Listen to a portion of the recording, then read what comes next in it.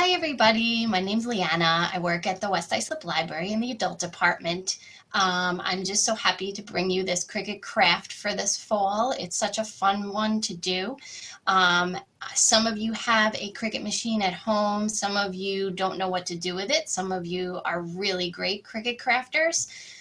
Some of you may not even have this machine, so I'm just going to go over briefly how I made the flowers using Cricut Design Space and giving you some pointers just in case you need them. And then beyond that, we're going to work on doing the floral instructions.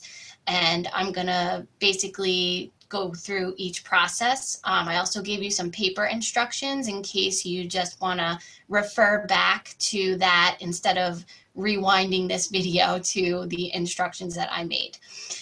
So I'm happy to share this one with you, and let's get started. Cricut Design Space, I'm going to point out a few things before we begin here. Number one is that I have the Cricut Maker at home and at the library. So it might depend on the machine that you have. Cricut Explorer Air 2, I believe, cuts felt as well, but I definitely know that the Cricut Maker does. So if you have a Cricut Maker, you should be able to make this project. The other thing is I bought the Cricut Felt brand on Amazon. That particular material is best. I always find that the Cricut products are probably best to use with the Cricut rather than some products, say, from Oriental Trading, because sometimes the felt thickness matters. So you should definitely take a look at that. Definitely buy the Cricut Felt brand. And the other thing is that I pay into Cricut Access. So Cricut Access is like a monthly subscription or a yearly subscription where you are provided so many different designs. I believe I pay about $10 a month for this. If you use your Cricut a lot, this will definitely be beneficial to you. If you don't use it so much, then you'll see why it's just not worth it. So the importance of the Cricut Access is that we make this project by using Cricut Access and having that subscription. So this is my Cricut Design Space. As you can see, I've made a couple of projects here, but I'm going to jump right into where I found the Cricut Felt Wreath. So I'm going to go to My Projects, which is up here. And then I'm going to go here and let me just, we're going to go to All Categories. And once you're in All Categories, you can search projects that have already been done and have instructions for you. Right here, I type in Cricut Felt Wreath. And it comes up. You have multiple wreaths here, but the one that I use is actually this first one all the way to the left. You could see that the A is in the corner there. That means that it's Cricut Access. So again, if you want to have pretty much any of these projects to do, you would need that Cricut Access. And it's nice because everything is all done. So in clicking this, the project comes up, they give you a couple of photos. I could tell you right now that some of the flowers I did not cut out, which include this one right here, this pink one down here, this peach one right there. So some of them I did not cut out because they were kind of like rolled flowers, and I felt like it's a harder technique, so I decided to stick with a certain amount of flowers. Down below, you could see the materials to cut. They give you everything. It's almost like a little recipe for cooking, right? They give you all the ingredients, and they give you what else you need besides the materials. It tells you very minimally what to do.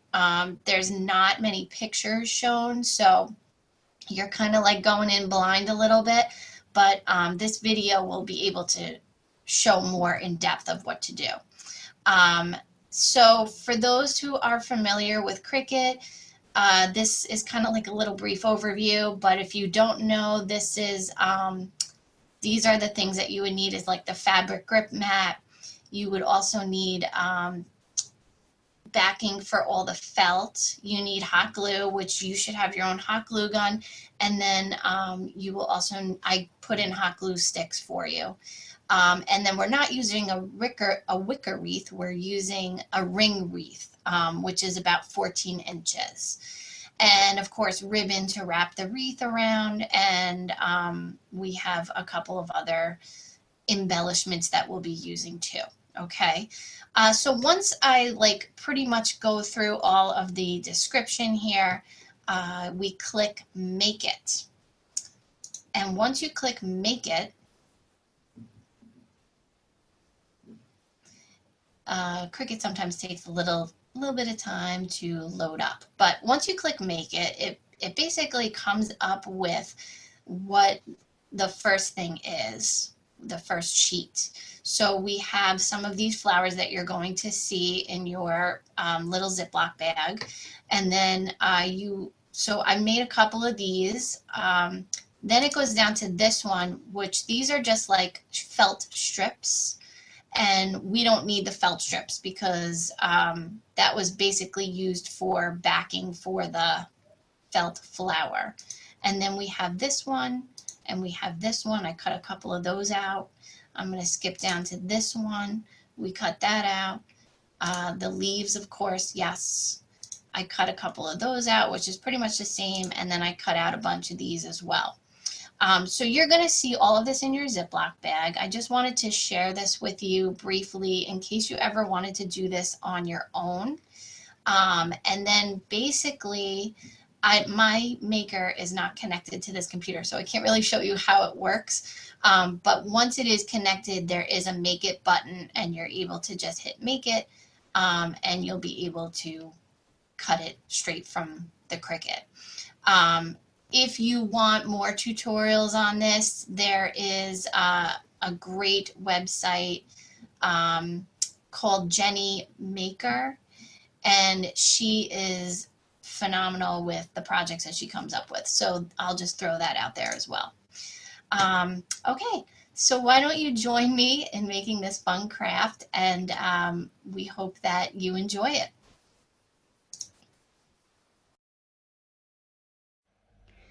For this part, you're going to take your black and white ribbon. You're going to put some hot glue on one end and glue it to one side of the ring. And then from there, you're going to wrap around the ribbon, pulling on it every so often, making sure that it covers the entire ring.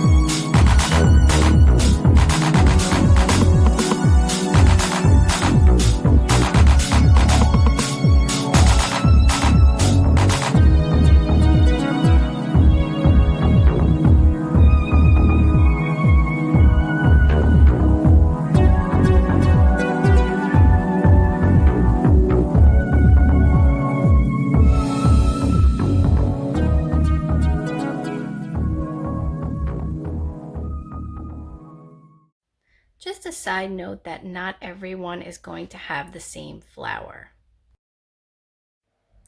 Our first flower we're going to be working on is the Dahlia flower. It basically has 4 arrows that point out. What you are to do is really just to hot glue the tabs, just like I'm doing there. And then what you'll do once you're done with gluing the tabs is kind of just fold it in so that it puffs out a little bit. You have 4 different layers. I'm working on the big layer here. As we go on, I'll do the medium, then I'll do the next size down, and then I'll do the smallest size. There's usually 4 layers to this one. Once all of the tabs are put together, you can kind of offset them so that it makes the flower really full and puffs out.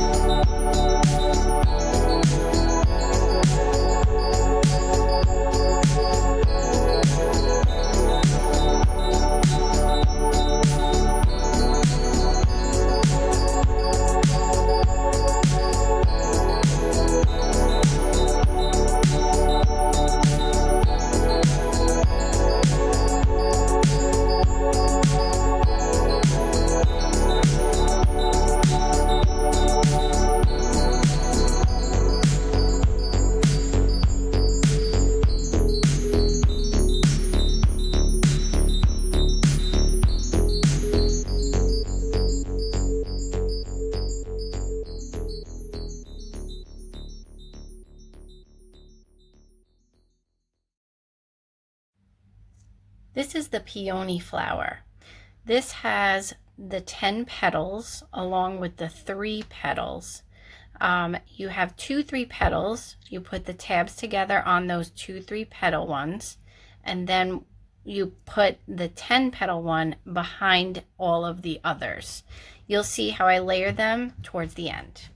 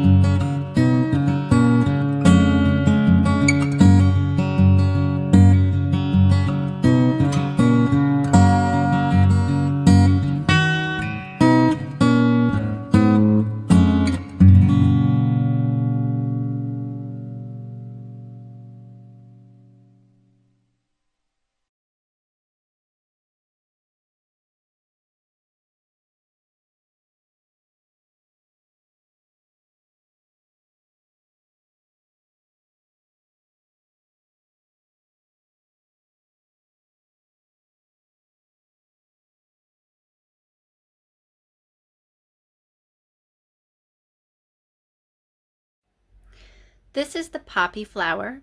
Again, it's another 3 petal flower.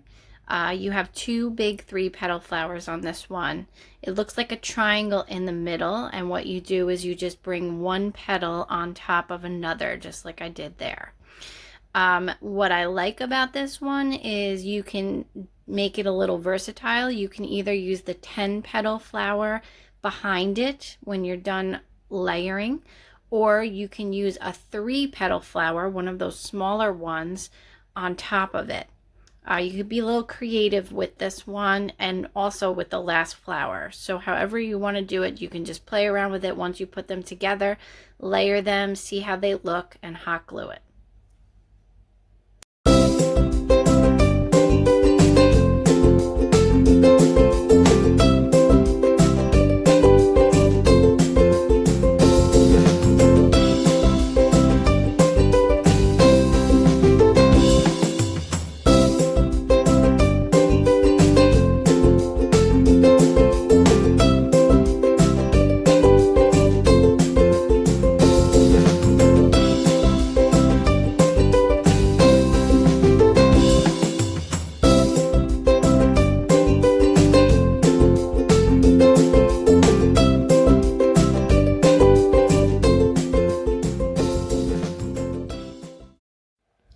This is my favorite flower. It's called the filler flower.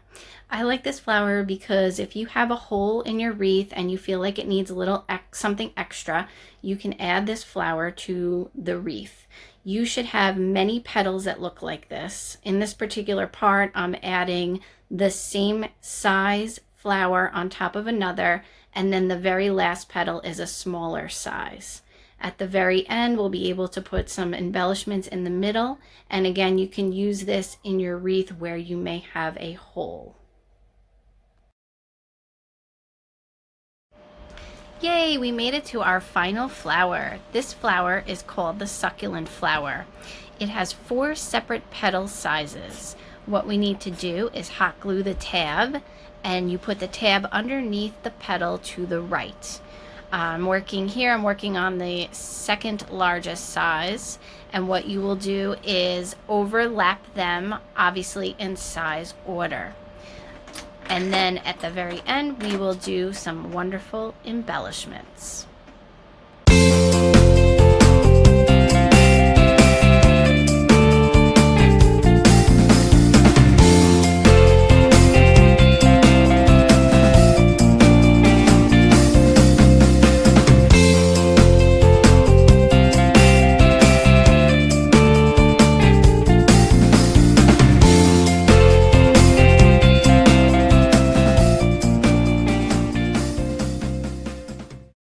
Now it's time to make our flowers look pretty. We're going to add the pom-pom embellishments. I've added single pom-poms to the smaller flowers, and I've added 4 pom-poms to the bigger flowers. Depending on the color, I like to add a dark pom-pom to a light flower or a light pom-pom to a dark flower. As you see here, I've added light blue to dark blue, light green to dark green, and also white to contrast with some other colors. Now it's time to make the wreath look pretty. I have lined my flowers up on the side, but you can arrange them however you like on the wreath. I have also found that it was easier to hot glue the ring rather than the flower itself. And the colors are important too. I've done a dark color, a light color, and then a medium color to make a beautiful contrast. At the end, you'll see that I've added leaves to make the wreath look a little bit fuller.